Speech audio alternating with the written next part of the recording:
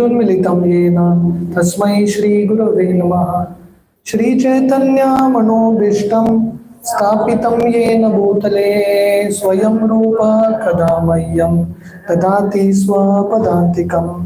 वन्देऽहं श्रीगुरो श्रीयुतः पदकमलं श्रीगुरोन् वैष्णवांश्च श्रीरूपं साग्रजातां सहगना रघुनाथान्वितं तं सजीवं साद्वैतं सावधूतं परिजनसहितं कृष्णचैतन्यदेवं श्रीराधा कृष्णपादान् सहगना ललिता श्रीविशाखान्वितंश्च। नमो ओं विष्णुपादाय कृष्णप्रेष्ठाय भूतले श्रीमते भक्तिवेदांत स्वामीति नामिने। नमस्ते सरस्वती देवे गौरवाणी प्रचारिणे निर्विशेष शून्यवादी पाश्चात्यदेशतारिणे वंचाकल्पतरुभ्यश्च कृपा सिन्धुभ्येव च पतितानां पावनेभ्यो वैष्णवेभ्यो नमो नमः। जय श्री कृष्ण चैतन्य प्रभु नित्यानंद श्री अद्वैत गदाधर श्रीवासादि गौर भक्त वृंदा। हरे कृष्णा कृष्णा कृष्णा हरे हरे, हरे राम राम राम हरे हरे। हरे Krishna. It's good to see a house full. It's very nice to see that devotees are eager to understand the wisdom of Bhagavad Gita. When Srila Prabhupada went to London, some of the news reporters in London asked Srila Prabhupada, why have you come to London? Generally the idea is Indians go to a foreign place to get something. So Prabhupada told them, British people ruled India for hundreds of years, 200 years, and you all looted so much from India, you all took so much wealth from India, but you all forgot to take the most important wealth, that is Bhagavad Gita. That I have come to give you free of cost. Prabhupada was one Indian who went to the West not to ask but to give. Shri Chaitanya Mahaprabhu would say, Bharat bhumite hoila manushya janma jar, janma sarthak kari karo paropakar. It is a duty of every Indian to perfect their life. And the way you perfect your life is by understanding the wisdom of Bhagavad Gita and Bhagavatam. So Bhagavad Gita is a very important book. It is the manual of life. Right? Without this manual, it's very difficult to maneuver through different situations in life. When we go through difficulties in life, our history book, our geography, our maths, nothing is going to help us. We may be like experts in all that, but nothing is going to really help us at that point. The wisdom of Gita will keep helping us. So this is a book that we definitely need to understand and use this as a life manual. Use this as a road map. Just like you go from one to another. Nowadays, Google Map, your GPS system is, you just can't avoid it. So similarly, if for a small destination you take shelter of a map, but in the destination, in the journey of life, if you don't have any map, if you don't have any purpose, you're lost. You're literally lost. So therefore, understanding the wisdom of Gita is important. Please do keep your mobiles in silent also. Yeah. So I'm very grateful to all of you all that you all took your precious time and made a commitment to stay on for 18 weeks. I hope that even I can continue in this commitment. So sometimes just taking a sankalp makes all the difference in life. So in this course, we are trying our best to cover 18 chapters of Gita in 18 sessions.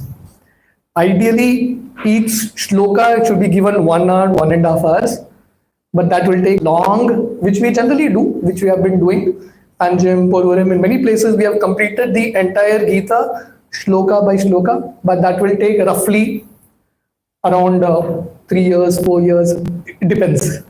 So these days everyone wants shortcuts, right? We want everything quick, fast.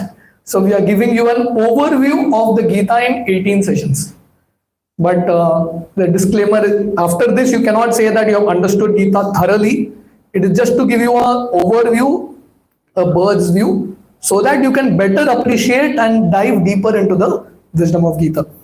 So before I get into chapter 1, which we are trying to cover today, I'll just speak something from the glories of Bhagavad Gita. So all of you have a copy of Gita. Everyone's copies may be of different editions, but just before chapter 1 begins, there is something disciplic succession. You all are seeing that page? Yeah?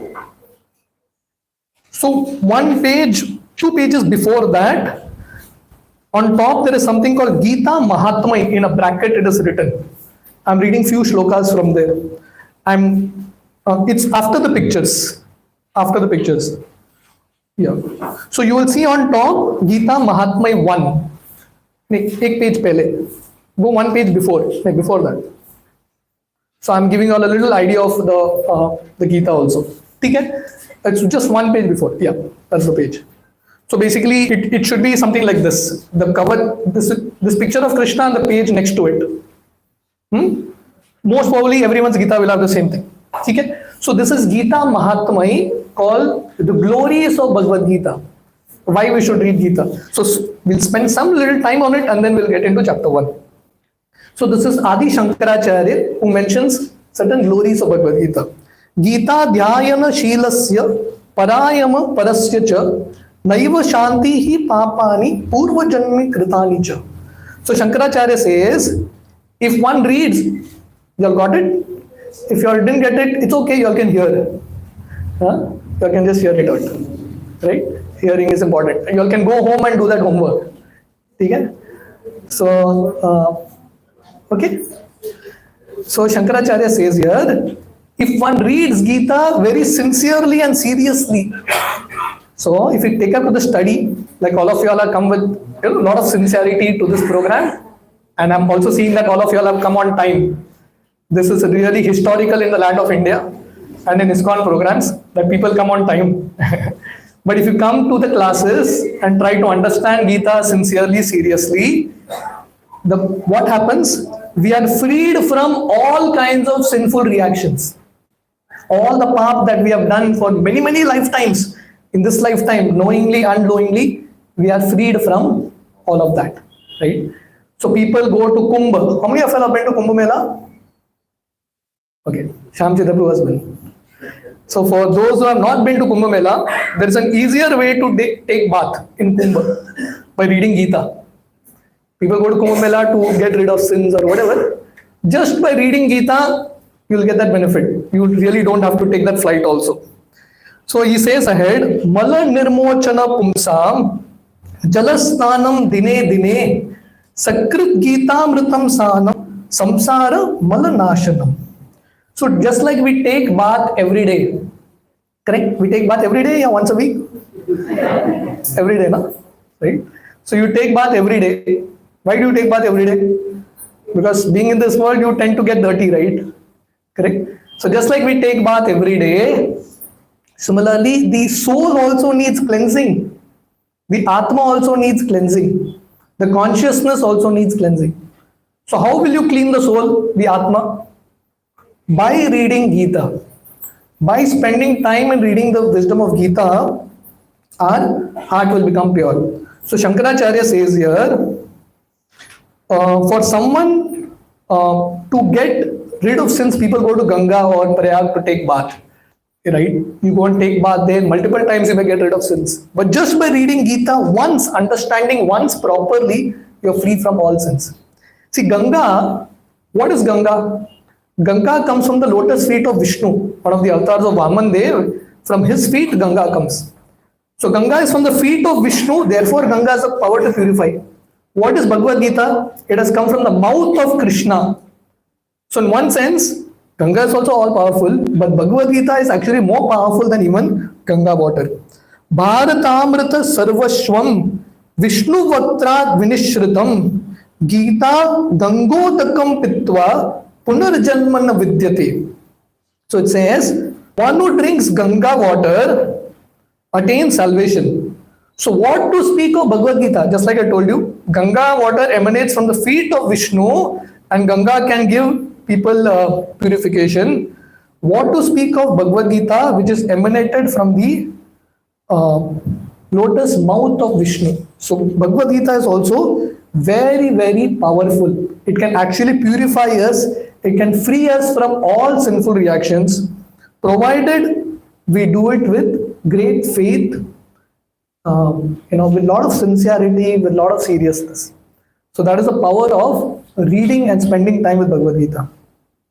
Sarva Upanishado Gavo Dokta Gopal Nandana Partho Vatsa Sudhir Bhokta Dugdam Gita Mritam Mahat. So here, I don't know why this bar has come extra. Okay. Not good in technology. So here it says, if all the Vedas, Upanishads, see the Veda body is huge. How many Vedas? There are 4 Vedas, there are 18 Puranas, there are 108 Upanishads, the huge Ramayana, Mahabharata, huge Vedic body. We don't have time to read 700 shlokas of Gita. What to speak of reading everything else? But who has created the Vedas? Krishna has created the Vedas. The same Krishna has condensed the Vedas into 700 shlokas of Gita. Because Krishna knows that in people, especially the people of Kali Yuga, will not have time to read the entire Vedic scriptures. They will not have time. So Krishna has removed that essence. So the example is given here. If all the Vedic scriptures are like a cow, Bhagavad Gita is like the milk. The essence of a cow is the milk. So Gita is like that milk. And Krishna is like that cowherd boy who has mercifully removed that milk of Bhagavad Gita, extracted the essence, sar, of the Shastras, of the scriptures, and given us Bhagavad Gita. So this one scripture, Bhagavad Gita, is good enough for humanity. If we understand this properly, our life will become perfect. Therefore, Adi Shankaracharya in text 7 of Gita Mahatma, he says, Ekam Shastram Devaki Putra Gitam Ekam Devo Devaki Putra Eva Eko Mantras Tasya Namani Yani Karmapi Ekam Tasya Devasya Seva. So he says, let there be one book, the most important book, that is Bhagavad Gita. Let there be one God, ultimately God is one, Krishna. And then let there be one activity for everyone in the world, that is service to Krishna. The Prabhupada writes here, in this world everyone wants unity, correct? Everyone wants a united nations. So if you want united nations, if you want to live like brothers and sisters, everyone put together, then you should have a common father. If you don't have a common father, if you don't accept that, how will there be unity? So Krishna is that father, and Bhagavad Gita is the book that teaches us bhakti to Krishna. So therefore, just by reading Gita, we saw it is like an internal cleanse. Bhagavad Gita frees us from all reactions. It will free us from the cycle of birth and death, and we'll go back to the spiritual world just by attentively reading and understanding the message of Bhagavad Gita. The next page is the disciplic succession. You are seeing the disciplic succession there? This is also very important. This Bhagavad Gita as it is, that Srila Prabhupada has written, why is it called as it is? Because it's coming down in a certain disciplic succession. See, Gita, you can't hear from anyone and everyone. If anyone says that I will also give pravachan on Gita, it will not make so much sense. It will not make so much sense. The point is, are you an authority of Bhagavad Gita? Just by knowing some verses here and there, you can't speak on Bhagavad Gita. You have to be in a proper disciplic succession. Just like, if someone wants to teach medicine, if I say tomorrow, I want to teach medicine, how many people will come to my classes if I announce? The first thing they will ask me is, have you studied medicine from a proper person? If you have not studied, how can you teach medicine? So if you can't teach medicine, engineering, or any other subject without having learned in a proper school, a proper channel, how can you teach Bhagavad Gita just like that? How can you teach? It's really illogical. Therefore, one has to understand Gita in parampara. Evam parampara praptam. So therefore, Srila Prabhupada, before starting the Gita, Prabhupada is giving why he is fit, qualified to write about Bhagavad Gita. And what is Prabhupada's qualification? Not that he's a great scholar. Prabhupada's qualification is that he comes in a disciplic succession. So you see the disciplic succession here. Lord Krishna gave the knowledge to Brahma, then to Narada, Vyasa, Madhva, Padmanabh, Narahari, Madhavendra Puri, Sri Chaitanya Mahaprabhu, like that whole disciplic succession till Srila Prabhupada. Therefore, Prabhupada has named this Gita Bhagavad Gita as it is. And just by reading this Gita, so many people in the planet have been transformed. Before Bhagavad Gita as it is, before Srila Prabhupada wrote Gita, there were already many Gitas in the world. Many people wrote Gitas, many commentaries on Gitas. But very few people having read those Gitas became devotees of Krishna. So Gita is not a book for information. Gita is a book that is meant to transform your life. If you have read Gita, if you have understood Gita, life has to be transformed. If your life is not transformed, that means in one sense you have not actually understood the message of Bhagavad Gita. So only one who comes in a disciplic succession can understand Bhagavad Gita. So Srila Prabhupada, even though Gita is only 700 shlokas, still it's not that easy to understand. But Srila Prabhupada is such a master, such a genius. Prabhupada has explained difficult concepts in simple ways. So in this course, we will give you an overview of each of the chapters, but we hope and pray that all of you all will go back and go through the purports. Right? Every shloka has a translation and a purport. Purport means an explanation of that shloka. So Prabhupada has given it in a very simple English language or whichever language you are comfortable with. Please go back home and read these purports. Then you will be able to better appreciate these classes, and this wisdom will actually make a lot of sense to you. So Prabhupada actually has to be saluted. Prabhupada has explained difficult concepts in very simple ways. Okay, so this is like the glories of Bhagavad Gita and the mood in which we actually study Gita. So Gita has 18 chapters in total. They are divided into 3 parts: the first 6 chapters, the middle 6 chapter, and the last 6 chapter. The first 6 chapter prominently talk about karma yoga. The middle 6 chapters prominently talk about bhakti yoga, and the last 6 chapters talk about jnana yoga. But still there is a mix of all these things in different shlokas in the Bhagavad Gita. So without much delay, we will get into chapter 1. It's called Arjuna Vishada Yoga, or in English Prabhupada calls it observing the armies on the battlefield of Kurukshetra. So technically chapter 1, Lord Krishna hardly speaks. Krishna starts to speak Gita from chapter 2 onwards. So the first chapter is setting the scene, the whole mood and the whole background of the Bhagavad Gita. So all of you all know Bhagavad Gita is part of, it's one chapter of Mahabharata. So this is whole storyline of Mahabharata where one family, Pandavas, Kauravas, they had a tussle, and more than the land issue, it was a tussle between dharma and adharma. Both were qualified rulers, but Lord Krishna felt that Yudhishthir is more qualified to rule because he was ruling on the principles of dharma, and Duryodhana and the Kauravas were ruling on the principle of adharma. So this was a fight between dharma and adharma, or good and bad. This fight, this tussle between good and bad has always been there. Kumbh Mela, the origin of Kumbh Mela is this tussle between good and bad, right? See, from every tussle, every fight between good and bad, nectar comes out. So in life, real nectar in life comes with struggle, and the struggle is between good and bad. So here, the tussle between good and bad, the result is the Gita, the nectar of the Gita. And in the Samudra Manthan Leela, when the Devas and Asuras were fighting, they did a truce and they were churning this ocean of milk, the actual Amrit comes out. So this fight between good and bad has always been there. It's always been there. The fight is there in our hearts also between good and bad, right? So a time in history 5,000 years ago. The Kauravas and the Pandavas were getting into a fight. They were trying to negotiate, but it didn't happen. And finally, this war was inevitable. So that is the whole setting of the Bhagavad Gita. So the first chapter is more or less the overview of the Gita. Chapter 1 in Sanskrit is called Arjuna Vishad Yoga.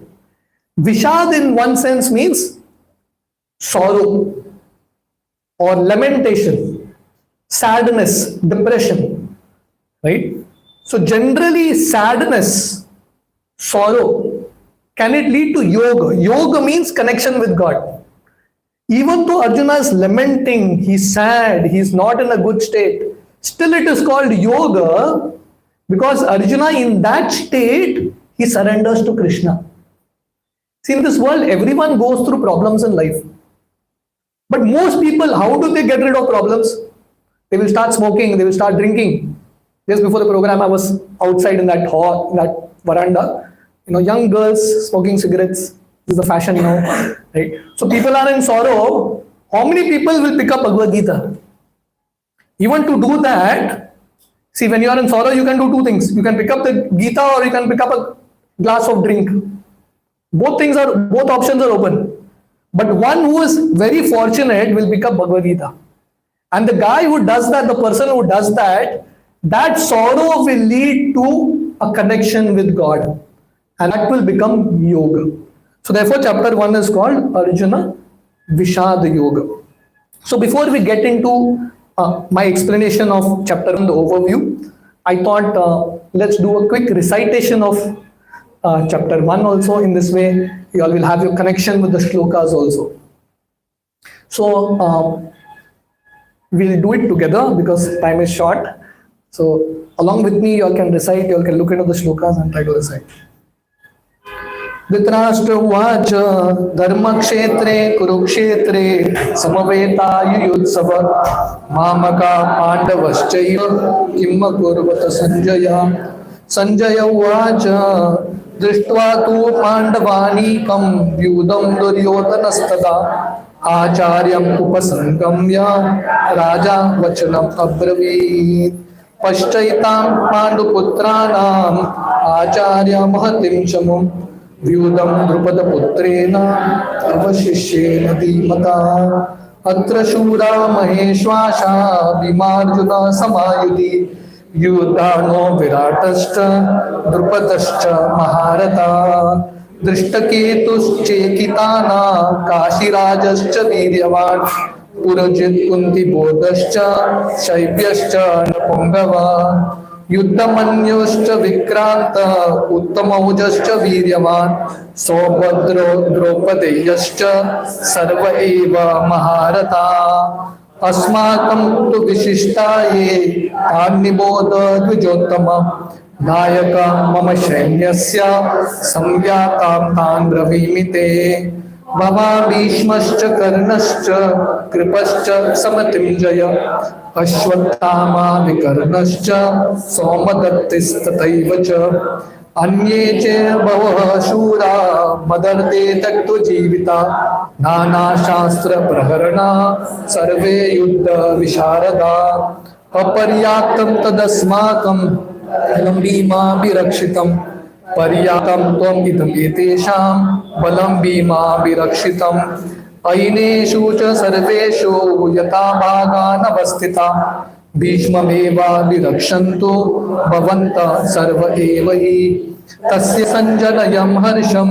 कुरु वृद्धा पितामह सिंहनादं विनोद्योच्चे शङ्खं दद्मो प्रतापवान् तथा शङ्खश्च भैर्यश्च पानवानक गोमुखा सहसैवाभयायन्त स शब्दस्तुमुलोऽभवत् ततः श्वेते भयैर्युक्ते महती स्यन्दने स्थितो माधव पाण्डवश्चैव दिव्यो शङ्को प्रदत्मतो पाञ्चजन्यं ऋषिकेशो देवदत्तं धनञ्जयः पौण्ड्रं दद्मो महाशङ्कं भीमकर्म वृकोदरा अनन्तविजयं राजा कुन्तीपुत्रो युधिष्ठिरा नकुलः सहदेवश्च सुघोषो मणिपुष्पको काश्यश्च परमेश्वास शिखण्डी च महारथा दृष्टद्युम्नो विराटश्च सात्यकिश्च पराजितः द्रुपदो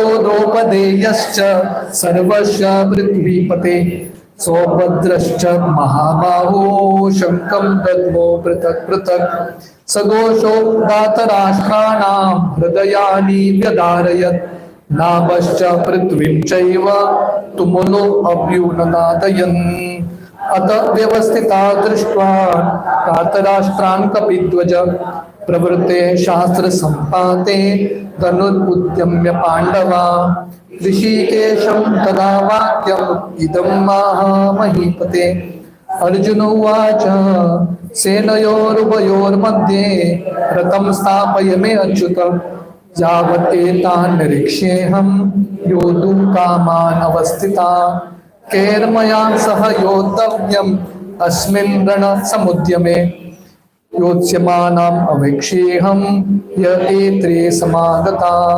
धातराष्ट्रस्य दुर्बुद्धेर्युद्धे प्रियचिकीर्षवः संजय उवाच एवमुक्तो ऋषिकेशो गुडाकेशेन भारत सेनयोरुभयोर्मध्ये स्थापयित्वा रथोत्तमम् भीष्मं द्रोणं प्रमुक्तः सर्वेषां च महिषिताम् उवाच पार्थ पश्चैतां समवेतान् कुरुन् इति तत्र पश्चात् स्थितान् पार्थ पितॄन् तथा पितामहान् आचार्यान् मातुलान् भ्रात्रान् पुत्रान् पौत्रान् सखींस्तथा श्वशुरान् सुहृदश्चैव सेनयोरुभयोरपि तान् समीक्ष्य कौन्तेय सर्वान् बन्धूनवस्थितान् कृपया परया विष्टो विसीदन् इदमब्रवीत् अर्जुन उवाच दृष्ट्वेमां स्वजनं कृष्णं युयुत्सुं समुपस्थितं सीदन्ति मम गात्राणि मुखं च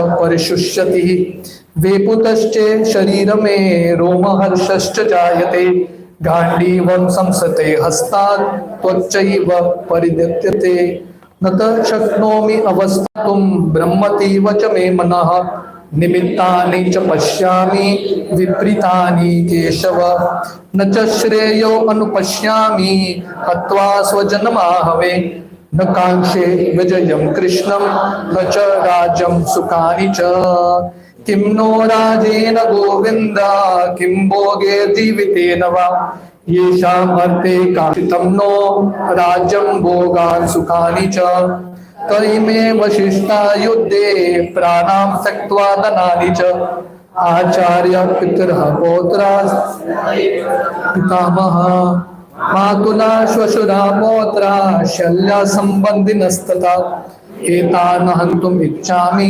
गृह्णतोऽपि मधुसूदना अपि त्रैलोक्यराज्यस्य हेतो किं नो मही कृते निहत्य धातराष्ट्राणां का प्रीति स्यात् जनार्दन पापमेवाश्रयेदस्मान् हत्वैतां पाततायिन तस्मान्नार वयं हन्तुं धातराष्ट्रान् सबान्धवान् स्वजनं हि कथं हत्वा सुखेन श्याम माधव यदि अपि एते न पश्यन्ति लोभो वहत चेतसा लक्षयं कृतं दोषं मित्रद्रोहे च पातकं कथं न गेयम् अस्माभिः पापत् अस्मानिवर्तितुं कुलक्षय कृतं दोषं प्रपश्यद्भिर्जनार्दन कुलक्षये प्रणश्यन्ति कुलधर्मा सनातन धर्मे नष्टे कुलं कृष्णं अधर्मो विभवति उत अधर्मा विभवात् कृष्ण प्रदुष्यन्ति कुलस्त्रिया स्त्रीषु दुष्टायुवार्णेय जायते वर्णशङ्करा शङ्करो नरकायेव कुलज्ञानं कुलस्य च पतन्ति पितरो येषां लुप्तपिण्डदक्रिया दोषरेते कुलज्ञानं वर्णशङ्करकारके उत्साद्यन्ते जातिधर्मा कुलधर्मश्च शाश्वता उत्सन्न कुलधर्माणां मनुष्याणां जनार्दन नरके नियतं वासो इति अनुशुश्रम अहोबत महत्पापं कर्तुं व्यवसिता वयं यद राजसुखलोभेन हन्तुं स्वजनमुद्यताः यदि माम् अप्रतीकारम् अशास्त्रं शास्त्रपालय धार्तराष्ट्रारणे हन्युस्तन्मे क्षेमेतरं भवेत्। संजय उवाच एवम् उक्त्वा अर्जुनः सङ्ख्ये रथोपस्थ उपाविशत् विसृज सशरं चापं शोकसंवेदनमानसः। So this chapter 1, the first word of chapter 1 or the first word of Bhagavad Gita is the word dha, Dhritarashtra Vacha. Dha, or even if you see Dharma Kshetre, this, after Dhritarashtra Vacha, dha. And the last verse of Gita, 18th chapter, the last verse, it says, Yatra Yogeshwara Krishna, Tatra Partha Dhanurdaraha, Tatra Shrir Vijayo Bhutir, Dhruva Netir Matir Mama. So the first word of Gita is dha and the last word is ma. So between dha and ma is the word ra. So basically Bhagavad Gita is a dharma shastra. It speaks about dharma. Generally in this world, especially in the modern world, the word dharma is something that people get scared of. Right? You'll hear people saying that I'm spiritual, I'm not religious. People don't like the word dharma. But actually the word dharma means constitutional position. Like Prabhupada would give this example.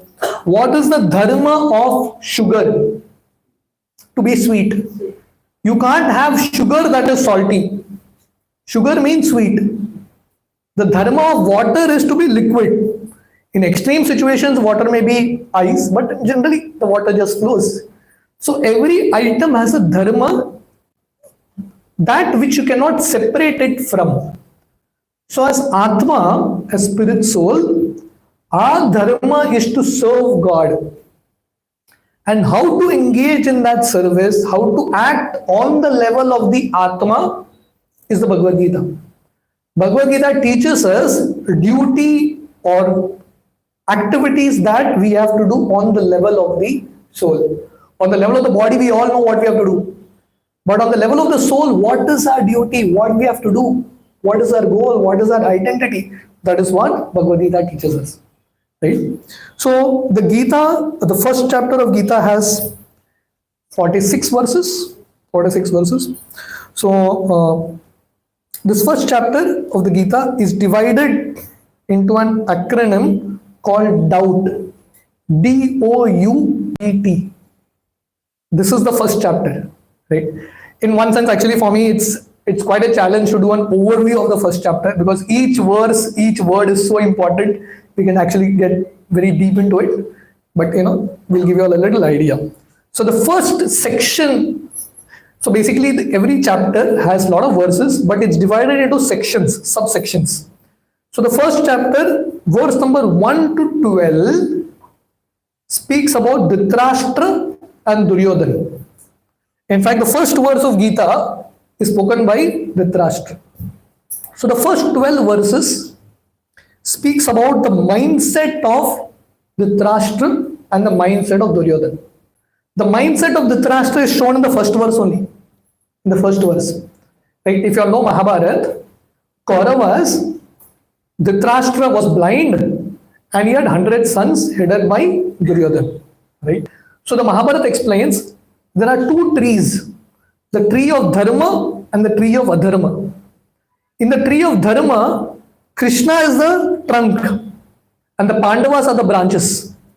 In the tree of Adharma, Dhritarashtra is the trunk or the root and Kauravas are the branches. They are the branches. So the root of the entire war was Dhritarashtra. Just like now in Hindi movies you have someone goes and kills someone, but there is a Don who is nowhere seen. At the last scene he comes. Dhritarashtra is like that. Duryodhana is in front, everyone is criticizing Duryodhana, you are sinful, you are sinful. But who is the mastermind behind all this? Is Dhritarashtra. So Dhritarashtra is the root of all adharma. So the first verse itself shows the mindset of Dhritarashtra.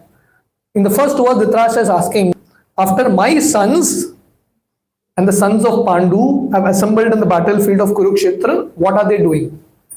Generally, if people are meeting in a battlefield, what are they going to do? They're going to fight only now. What else they're going to do? Right? Natural question. I mean, it's a natural answer. But why is Dhritarashtra asking this? Because he has a cunning intention behind it. Very cunning intention. What he wants to know is, did my sons compromise? This fellow, sitting far away in Hastinapur, he is still wanting that his son should fight. He knows in his heart of heart they are on the side of Adharma. Dhritarashtra knows everything. So Dhritarashtra is a person, Dhritarashtra and Duryodhana, both of them are people who know what is right and who know what is wrong, but still want to walk on the path of wrong. It's not that they don't know, they know. Ravan knew everything. Still he was doing what was wrong. So there are people who are innocent. Someone may do wrong because of innocence, but someone may do wrong intentionally. Such people are actually very, very dangerous. So Dhritarashtra is asking this question because he's feeling that Kurukshetra is a dharma bhumi and Krishna is also there. Did my sons compromise? He didn't want his sons to even compromise at this point. So Dhritarashtra, in this section of Gita 1 to 12, shows how Dhritarashtra is a duplicitous person. Do you understand what duplicitous means? Duplicity means double standards, yeah. What he's saying, he doesn't mean it. He means something else. What face he shows. Generally, Mahabharata, Dhritarashtra is shown as a person who is very innocent, who is very helpless. That's how he is shown. Because he wants to invoke sympathy of people. But he's actually very, very cunning. Very, very cunning. The Mahabharata explains when Draupadi, when that gambling match was going on, and the Pandavas were losing one after another, everything. And finally, Dushasana and Karna say, bring Draupadi. And when they bring Draupadi, Dhritarashtra is blind, he can't see what is going on. Shakuni throws the dice. As soon as he throws the dice, Draupadi is on bet. Dhritarashtra, this old guy sitting on top, he's jumping. Did we win? Did we win? This was the level of cunningness, duplicity he had. Very cunning and duplicitous person. In the path of spirituality, Bhaktisiddhanta Saraswati Thakur, Srila Prabhupada's guru, he would say one quality that is very much needed to grow in life and to become successful even in the path of spirituality is simplicity, saralata. In this world, everyone is so duplicitous. You just can't trust anyone in this world. They may say something, they may mean something else. In the path of bhakti, if you want to please Krishna, if you want to achieve God, having a simple heart is important. It doesn't mean that we become foolish and we allow others to cheat us, but our heart should be simple. What we are inside is what we show the world. So therefore Krishna wanted Dhritarashtra to go out because he was very, very duplicitous. So if Dhritarashtra represented duplicity, Duryodhana represented diplomacy. Duryodhana was naturally the son of Dhritarashtra. He was also a great diplomat. We understand the word diplomat now. Right? Diplomat means a politician. Chanakya Pandit, who is a great scholar, a great philosopher in the land of India, Chanakya Pandit would say, never trust politicians. Never trust. Because they can change color at any time. This side, BJP, this, that, they can just change. A politician will come to you before election and say, vote for me, I will do this. Understand he's lying. Understand. Because that's what he has to do. That's his business. Right? You can never trust them fully. Because any time they can just change. So Duryodhana was the politician. Right? He was doing all his pitches. But everything had a hidden meaning to it. So we will see in the next few verses from verse number 2, two examples of Duryodhana's diplomacy, how cunning he was in the use of words. See, a politician or an expert person who is very cunning, he knows how to use words to win a person towards you. Generally, if you have to win people, you do it a genuine way, you sincerely help them and you win. But Duryodhana was a person who knew how to speak to win people towards him.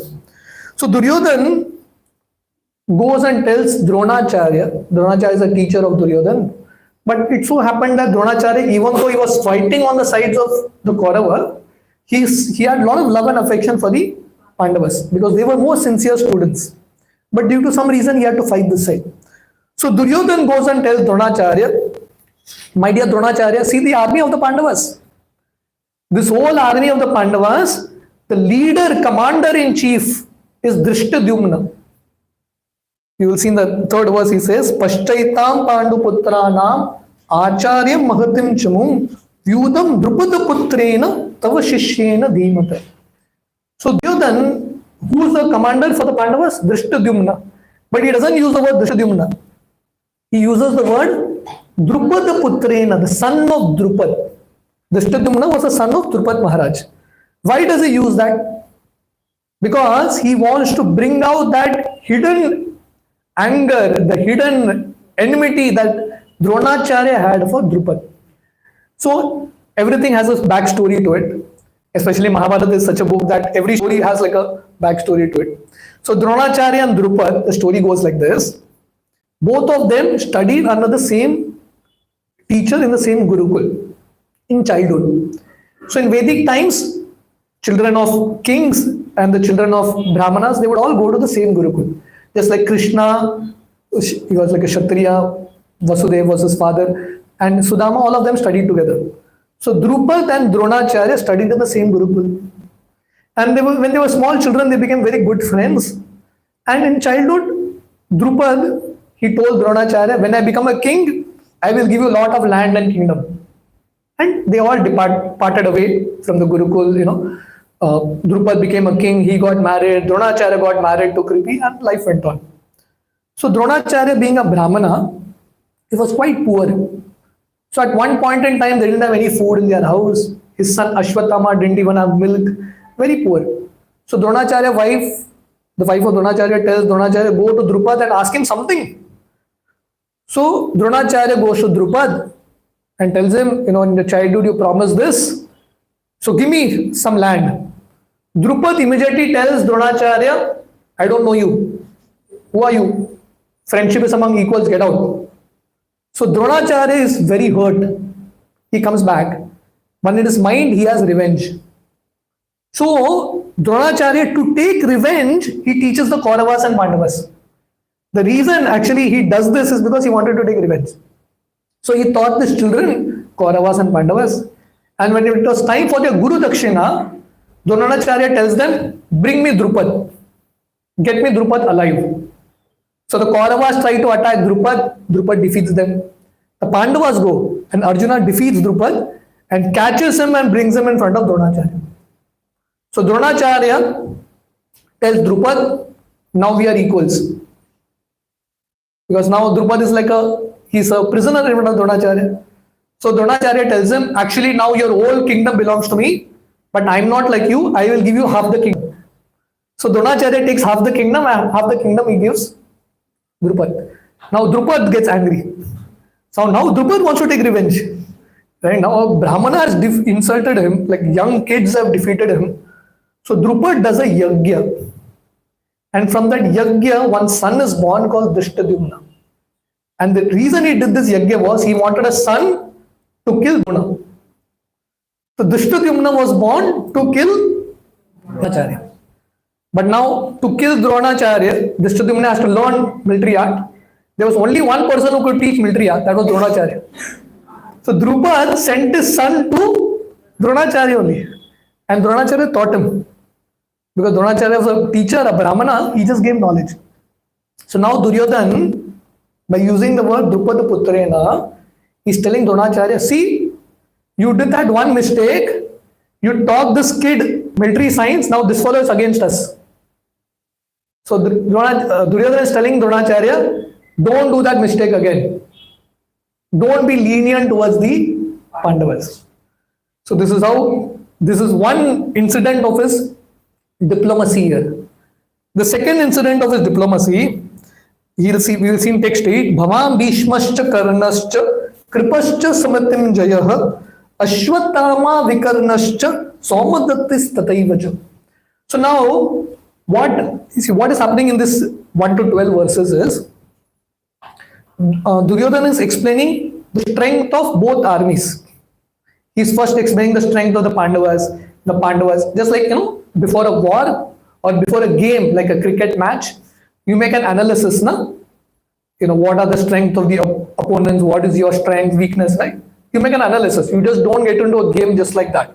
There's a lot of thought process that the coach and the other team that they go through. So Duryodhana is trying to make like an analysis, SWOT analysis, strength, weakness, and all these things. So Duryodhana first explains the strength of the Pandavas. They have Arjuna, Bhima, Shikandi, all these guys. Now he's coming back to his army. Now, in front of Duryodhana, there are many warriors who are standing.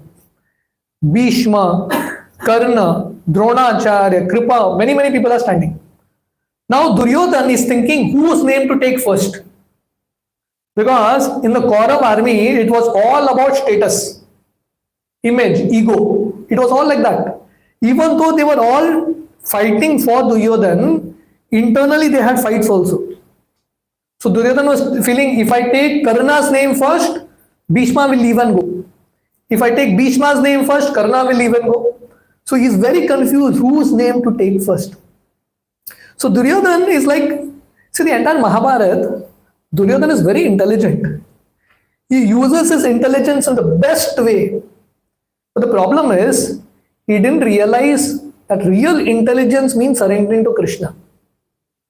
So in this world, there are very smart people in this world who maneuver everything. They make everything perfect. But if you're not surrendered to Krishna, Krishna is more intelligent than you. Krishna will flop all your plans. Like you have in the scriptures, the example of Hiranyakashipu. Hiranyakashipu, he was a great demon. He did great austerity, prayed to Lord Brahma. I don't want to be killed in the day, not in the night. I should not be killed inside, outside, not by any weapon, not by man, by animal. He made a whole list. Very intelligent guy. He thought, if I match all these conditions, no one can kill me. But the Lord came as Narsingadeva and killed. When Ravan did his austerity to please Lord Brahma asked him, what do you want? So Ravan made a huge list. I shouldn't be killed by a Devata, by a Gandharva, by an Apsara, by a Yaksha, by a Rakshasa. He named everything, but he forgot humans and animals, monkeys. So therefore the Lord came as Ram, and with monkeys he killed Ravan. So the point is, you always have people in this world who are materially intelligent. Very, very intelligent, sharp. They make the best of everything. But they don't realize that that intelligence is not enough. Just having material intelligence is not enough.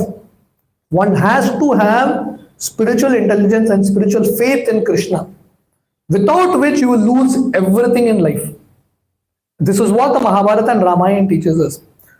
So Dhritarashtra, he's confused whose name to take first. So what he does is, he says Bhavam Bhishmascha. He first takes the name of Dronacharya, then Bhishma, then Karna, then Kripa, and then he takes the name of Vikarna. Why does he take Drona's name first? Because he's feeling that Drona is a Brahmana. Generally, Kshatriyas give respect to Brahmanas. If I take Drona's name first, Bhishma will not feel angry because Dronacharya is a Brahmana. So he satisfies Drona first. Next, he takes the name of Bhishma.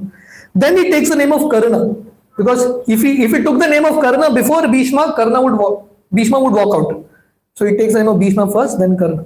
And then he takes the name of one of his brother called Vikarna. Actually, if you see, Dronacharya, Bhishma, Karna, they were like very powerful warriors. Vikarna was not a very powerful warrior. But why does he take his name, Because when the disrobing of Draupadi was going on, there was only one brother who objected. That was Vikarna. Vikarna objected. He told it is wrong.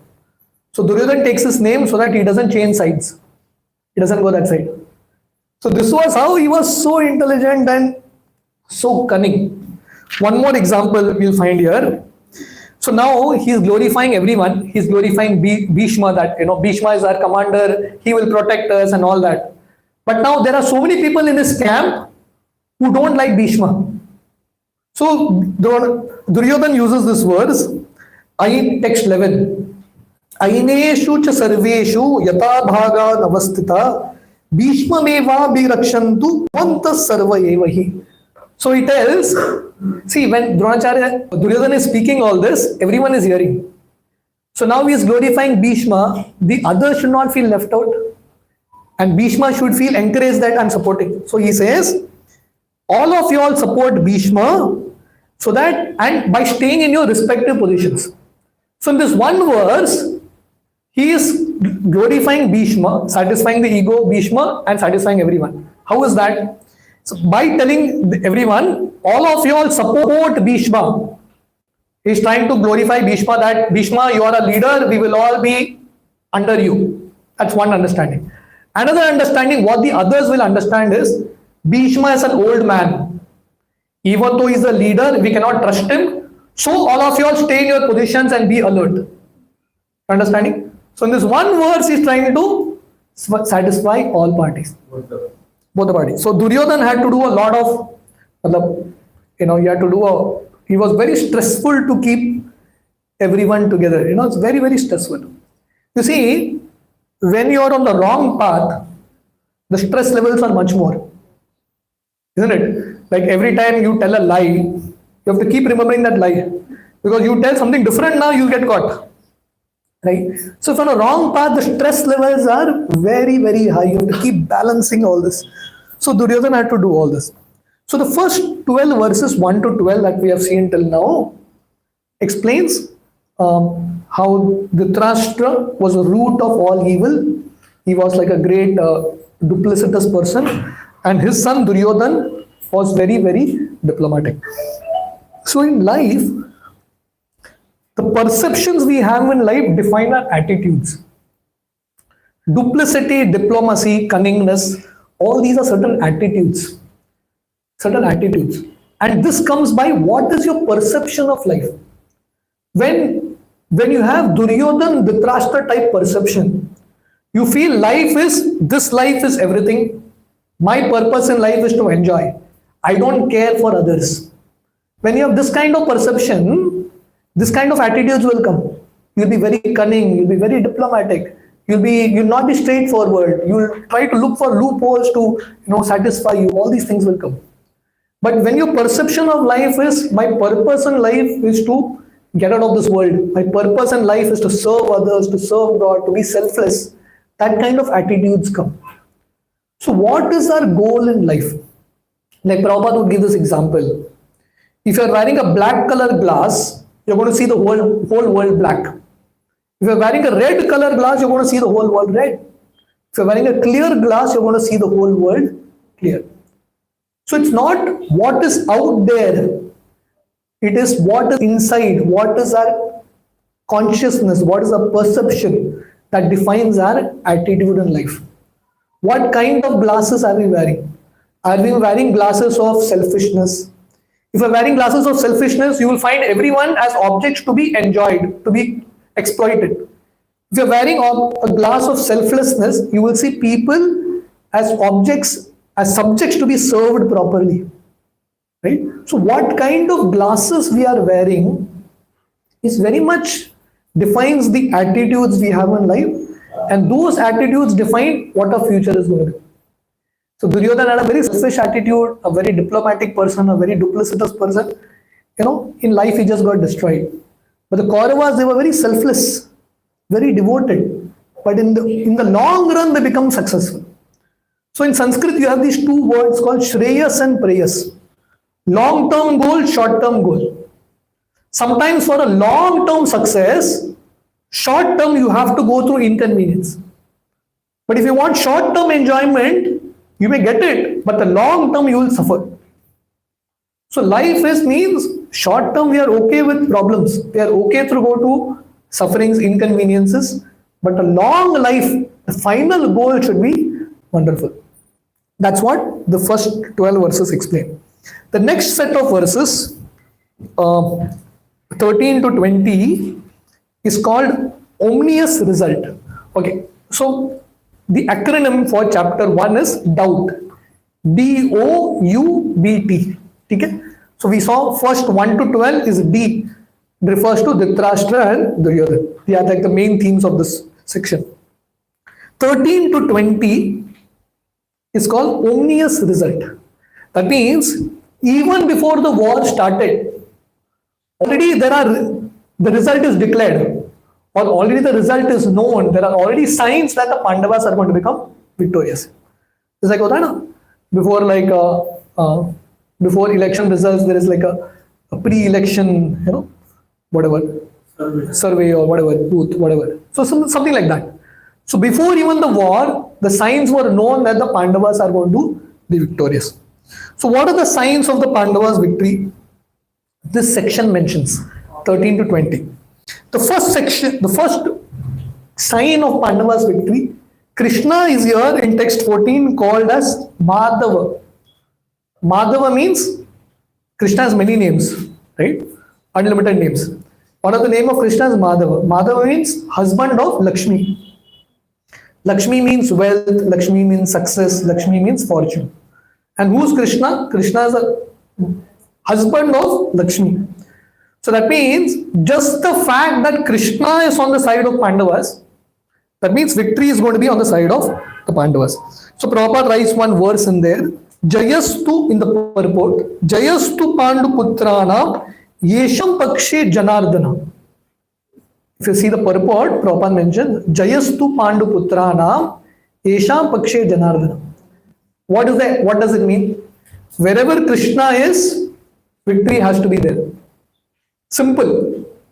If you understand this one point, you have understood chapter 1. You have understood Gita also. If you have Krishna on your side, you are victorious. Materially, spiritually, you are victorious. Duryodhana had everything. Duryodhana had Bhishma, Duryodhana had Karna, Duryodhana was very intelligent, he had lot of army, everything he had. But no Krishna. He lost everything. Pandavas were very less, very small in number compared to Kauravas. They didn't have like very powerful warriors, but they had Krishna, they became successful. So Gita's message is very simple. Jayastu Pandu Putranam Yesham Pakshe Janardana. If you have Krishna with you, you are successful. Finish. You don't need an astrologer. Understood, you will be successful. So this is the first sign of the victory, the result in Arjuna's Pandava side. They had Krishna. Second sign is that, if you see text 19, it says, Sagosho Datarashtrana Hridayani Vyadharayat Nabascha Prithvim Chaiva Tumulo Apyuna Dadayan.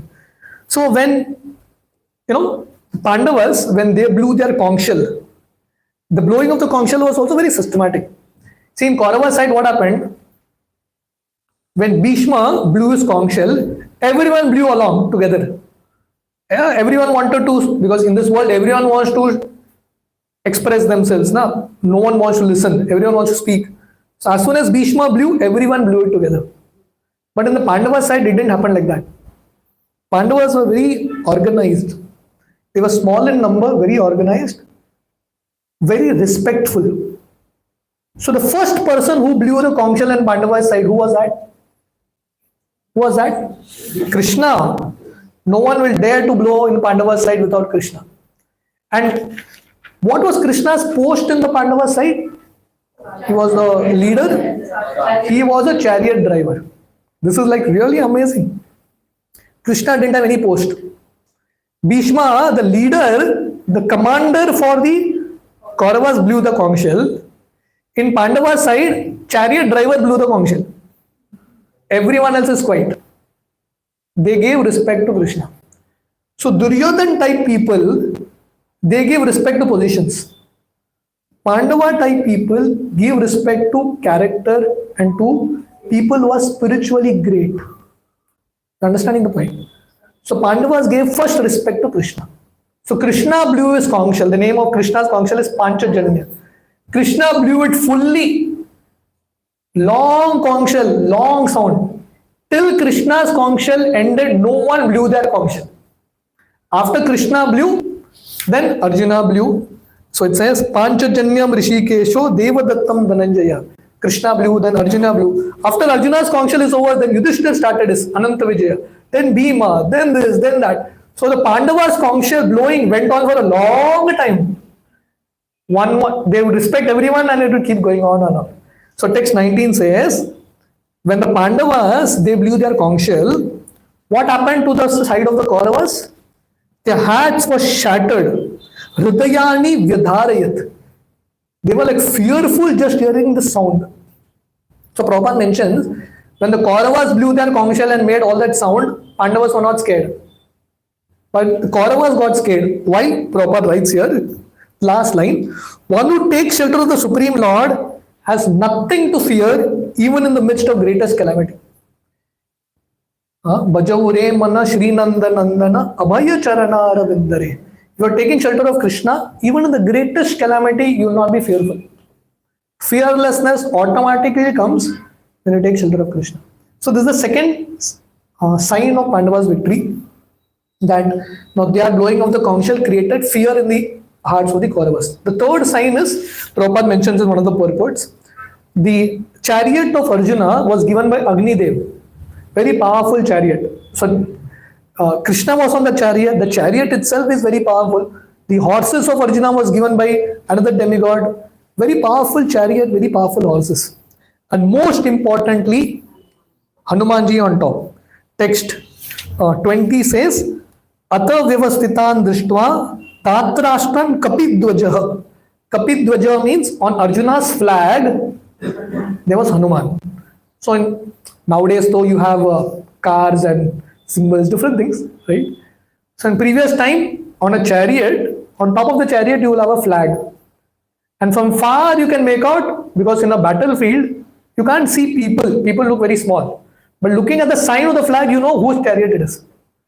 So Arjuna's chariot, the sign was Hanuman on that flag. And this Hanuman was just not a picture, it was Hanumanji. So in our Vedic culture, pictures, paintings or deities of Krishna, Supreme Lord or his devotees are as good as those personalities. We offer respects to those paintings also. If you have that kind of faith and devotion, those personalities, those paintings will reciprocate to you. So that picture on Hanumanji, that painting of Hanumanji was just not a painting. It was actually Hanumanji there. So one time when the Pandavas were in the forest,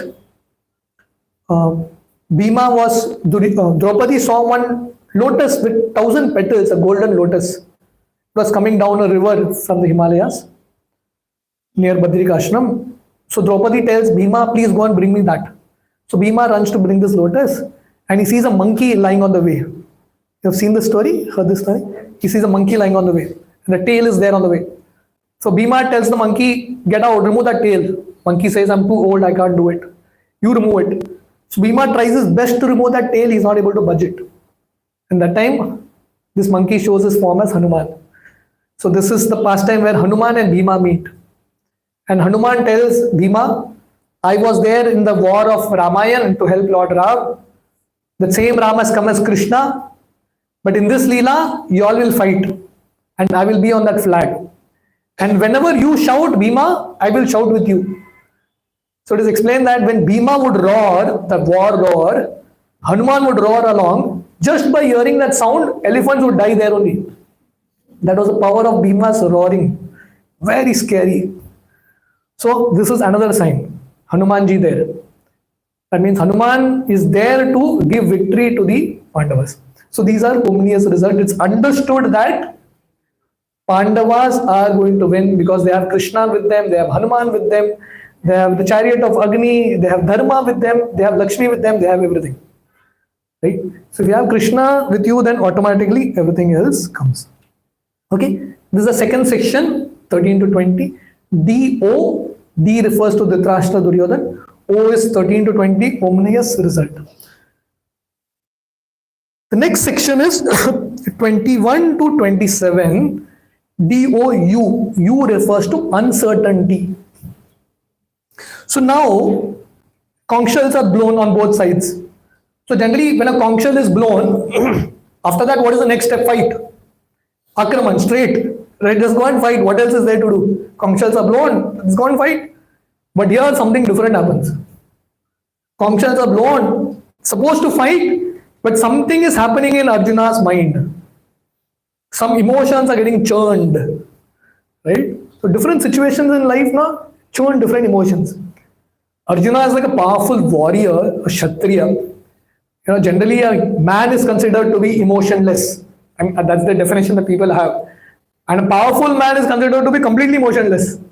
But it's not like that. Everyone has emotions, and different situations stir those emotions up. Right? So Arjuna is about to fight, but there is something that is going on. So Arjuna tells Krishna, Senayor Ubayor Madhye Ratam Stapayame Achyuta. My dear Krishna, wait, before we get into fight, take my chariot in between both the armies. I want to study both the people properly before I get into a fight. Right? So Arjuna says this. So suddenly Krishna takes Arjuna's chariot right in front. So both the armies, the war is about to start, but something different is happening. Arjuna has gone in between and he's like looking both sides. So all the other people also wait for Arjuna. So what happens is, so basically Arjuna had to fight this war, but this was just not an external war. There was a lot of emotions involved. The people whom he had to fight with were his own relatives. His own relatives. So it was a family war. It was a family war. On the other side were his best friends. He had cousins on the other side. He had his grandfather. He had his teacher. So even on the other side, he had a lot of people whom he loved. So when Arjuna's chariot is taken between both the sides, and especially when Arjuna sees Bhishma and Dronacharya, there are a lot of emotions that get churned in Arjuna's heart. And Arjuna is completely confused now.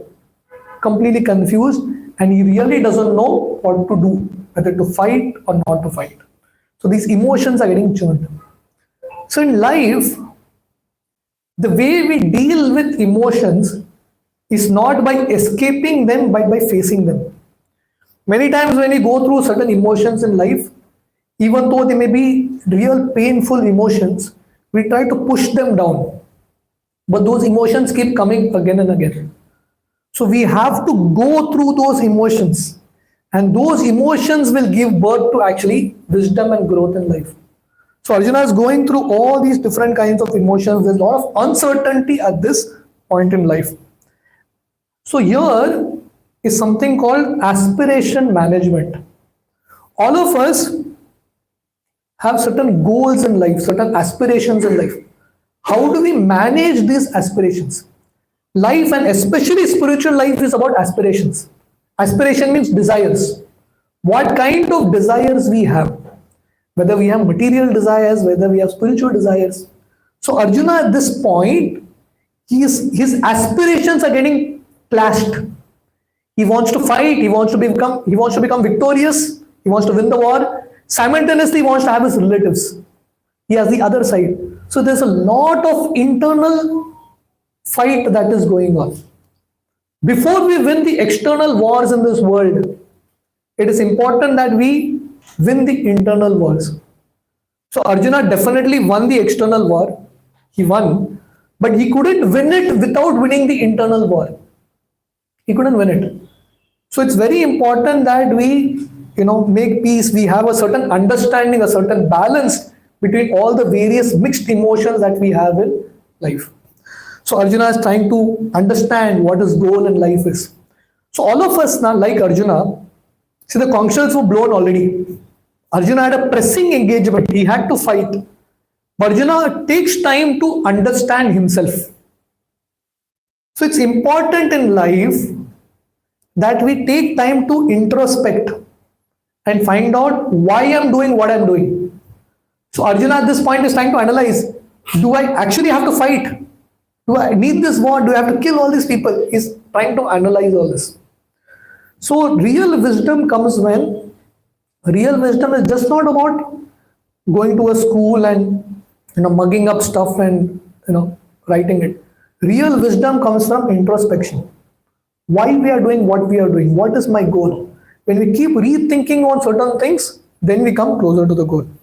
So this is the next section. BOU. U refers to uncertainty. 21 to 27. Now the next section, which is set of few verses, 28 to 30, bewilderment.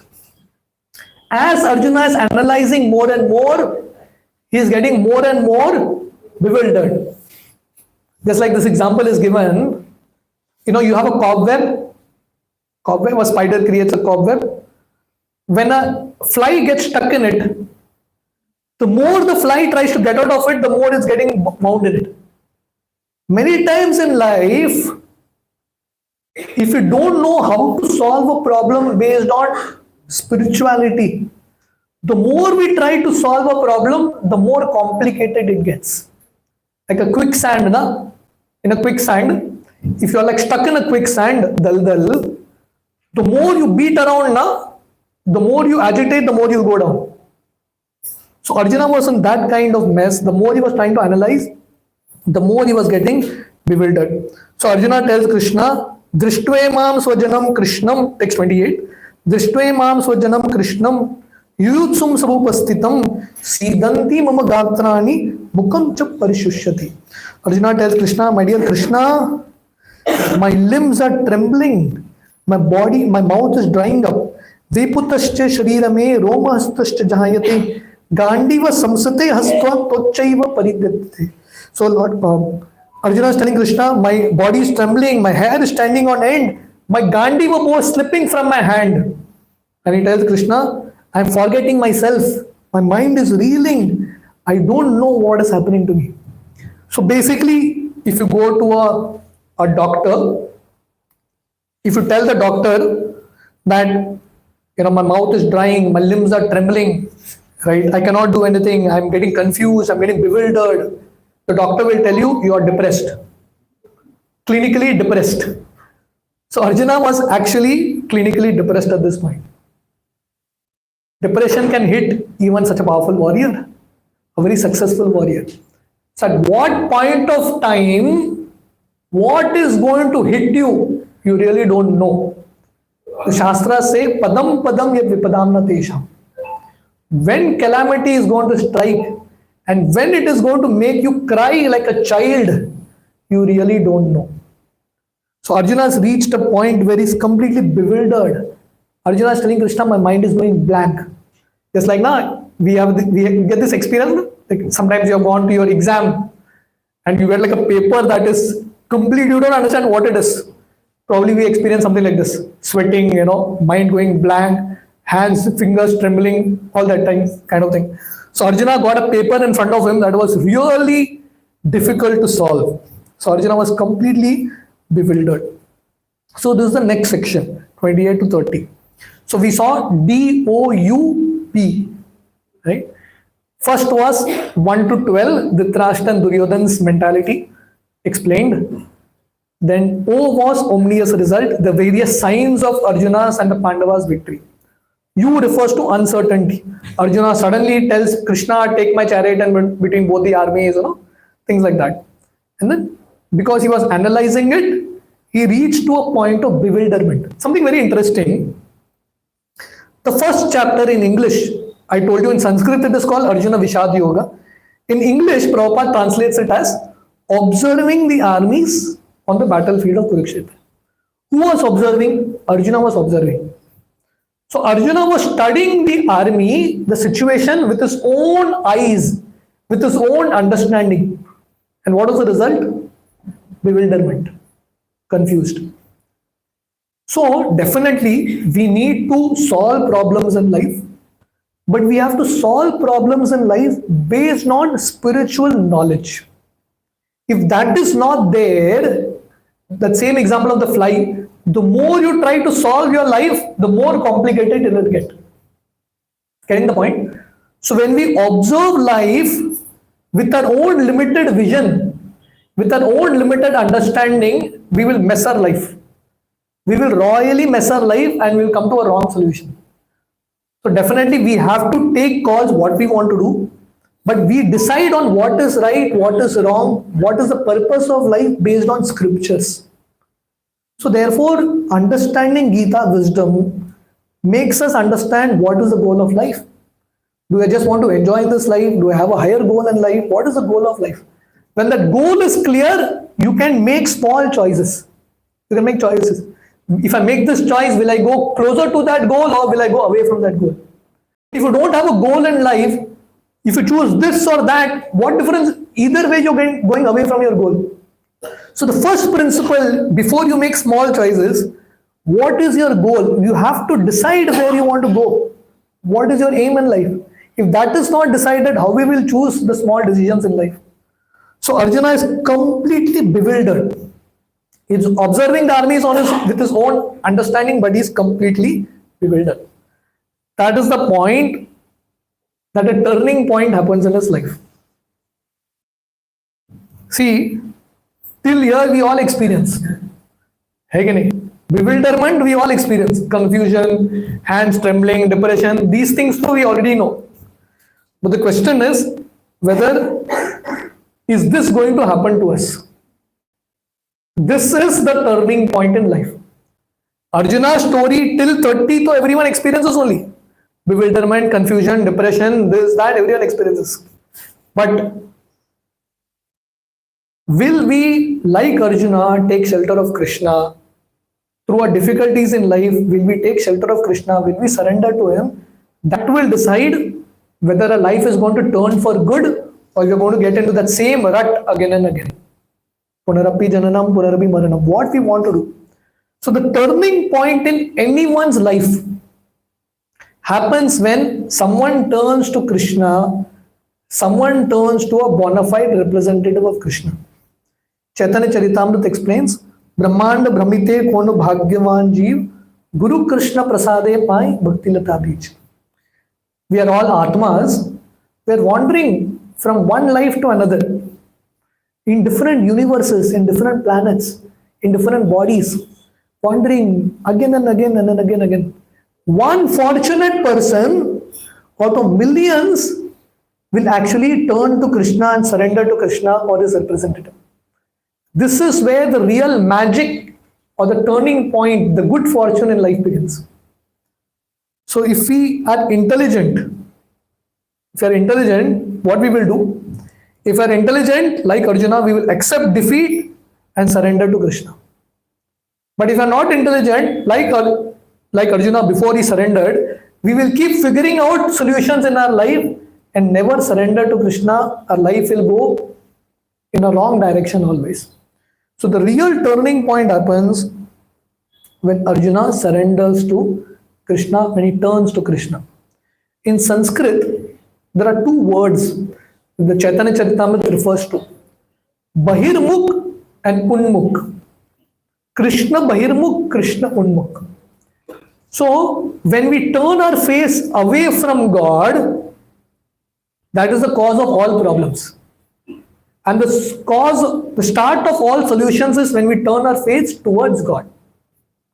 The example is, if you have sun at the back, the sun is at the back, if you have turned your face, sun is there, but you have turned your face again away from the sun, what you will see in front of you is your shadow. You will see darkness in front of you because the sun is at the back. If you want to experience freedom from darkness, shadow, turn your face towards the sun. Simple. Simple. This is all life is. Because we have turned our back to God, we have turned away from God, in front of us there is darkness, hopelessness, depression. If we all, like Arjuna, learn to turn towards Krishna, solutions will open for us. Liberation will open for us. So this is what the first chapter teaches us. Whatever we have to go through life, for Arjuna it was a different war, for us it's a different war. But if you can just turn towards Krishna, towards his representatives, our liberation is started. So in this section, 31 to 42, Arjuna gives 4 reasons why he doesn't want to fight. 4 reasons. The first reason is called compassion. This is a very important section of the first chapter. 4 reasons Arjuna tells Krishna why he doesn't want to fight. The first reason is called compassion. Arjuna, because he's a devotee, natural devotee, he doesn't want to kill anyone. Why will a devotee want to kill? Devotee's heart is very soft and kind. So Arjuna is very, very compassionate. Even though these guys have done wrong, the word he used is Atatayina. Atatayina means terrorist. So Duryodhana and Kauravas were original terrorists.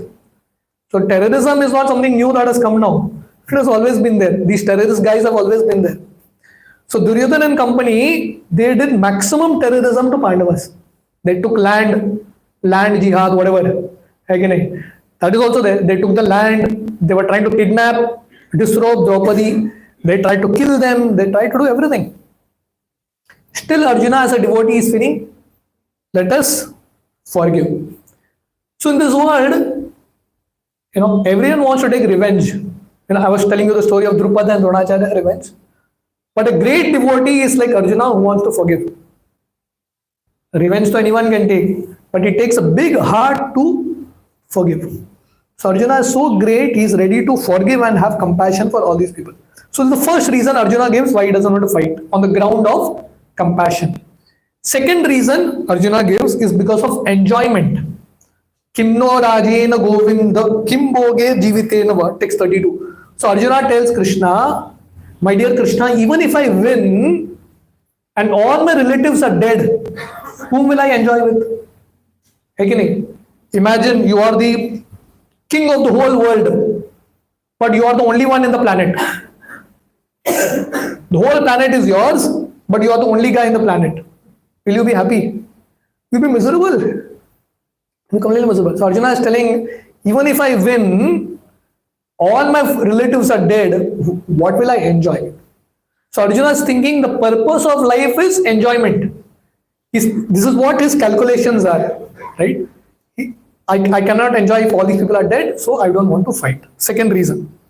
Third reason he gives is, we saw compassion. The third reason he gives is, family tradition will be destroyed. So Arjuna tells Krishna, if all the men, because in the war generally men would come, the ladies are back at home. If so many men are killed, the ladies will remain unprotected. If the ladies are unprotected, wrong men will exploit them. There will be wrong children. Families will get destroyed. And Arjuna feels that there are so many elderly people here. If all the elderly people die, the family traditions will not continue. Shraddh and all that will not continue. So therefore, I don't want to fight. This is the third reason. And the fourth reason he gives is, if I kill, I will have to suffer in hell. I will commit sin. So Arjuna is very fearful of sin. How many people are fearful of that? People are bindas. You have casinos which say sin. Previously at least the word sin would create some kind of guilt, Now the word sin is like bindas. Sin, and people get into it. People get into it full scale, pay money and get into it. So things are changing these days, right? But Arjuna is a cultured person, very fearful of sin. Arjuna is feeling, I don't mind suffering, but I don't want to commit sin. So these are four reasons he gives. First is on ground of compassion, I don't want to kill anyone. Second is, so all these people die, I will not be able to enjoy. Third is, family traditions will be destroyed. And he is fearful of sinful reactions. So these are four reasons that Arjuna gives and explains.